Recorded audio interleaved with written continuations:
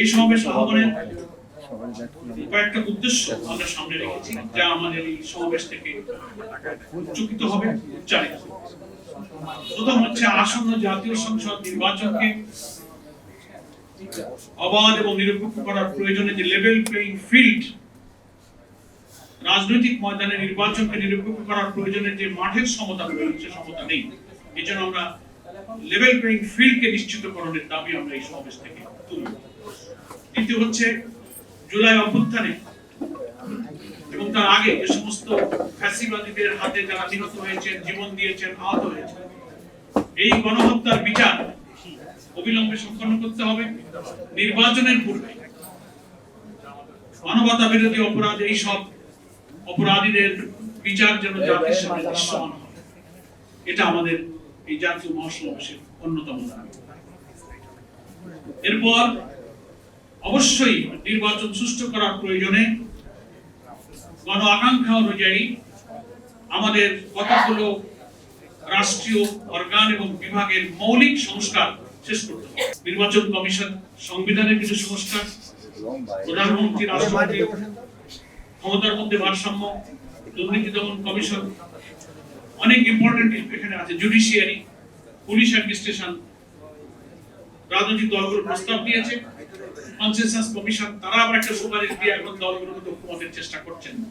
বাংলাদেশ জামাত ইসলামী এই ঐক্যমত কমিশনের প্রচেষ্টায় নিরলসভাবে তারা সময় দিয়ে যাচ্ছে এবং অবদান রেখে যাচ্ছে। বিশ্বের প্রায় 90টি দেশে পিআর পদ্ধতি চালু আছে এবং পিআরেরও প্রায় 6টা পদ্ধতি আছে। এগুলো একটা দুইটা কথা, এটার কোনো অ্যান্সার হয় না। তবে বাংলাদেশের প্রেক্ষাপটে পিআর পদ্ধতির নির্বাচনে আমি সংক্ষেপে শুরুতেও বলেছি, এটা হচ্ছে একটা উপযুক্ত পন্থা। প্রত্যেকটি ভোটে মূল্যায়ন হবে according to ratio of vote. পার্লামেন্টের 300 আসনকে প্রত্যেকটি দল রেশিও অনুযায়ী তার দলের মধ্যে নমিনেট করেন।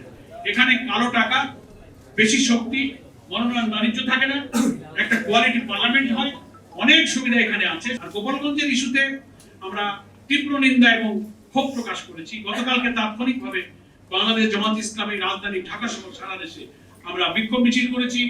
আমাদের সম্মানিত আমির জামাত এই ঘটনা ঘটার পরই স্বরাষ্ট্রমন্ত্রী এবং দেশের খুব উচ্চপদস্থ গুরুত্বপূর্ণ এজেন্সির সঙ্গে সরাসরি কথা বলে, যখন গোপালগঞ্জে এনসিপির নেতৃবৃন্দ আটকা পড়ে গেল, ডিসি অফিস, এসপি অফিসে তাদেরকে রেস্কিউ করার জন্য সরাসরি গুরুত্বপূর্ণ জায়গায় আমাদের আমির জামাত নিজেই মনিটর করেছেন, কথা বলেছেন।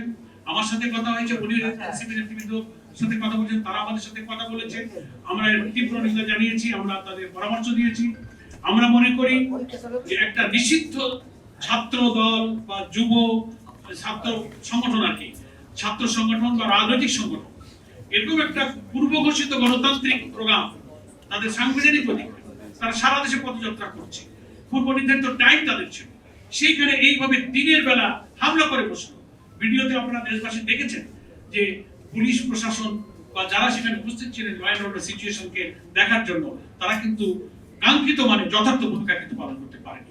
এসেছেন তারা পরে, কিন্তু তখন কিন্তু দুর্ঘটনা কিন্তু ঘটে গেছে। যাই হোক, তারপরে আমাদের আমির জামাত সহ দেশবাসীরা উদ্বিগ্ন হয়েছেন, গুরুত্বপূর্ণ জায়গায় আমরা কথা বলেছি, তারপরে তাদেরকে উদ্ধার করে নিরাপদে তাদেরকে পাঠাবার ব্যবস্থা নেওয়া হয়েছে। এটার জন্য আমরা তীব্র নিন্দা জানাই।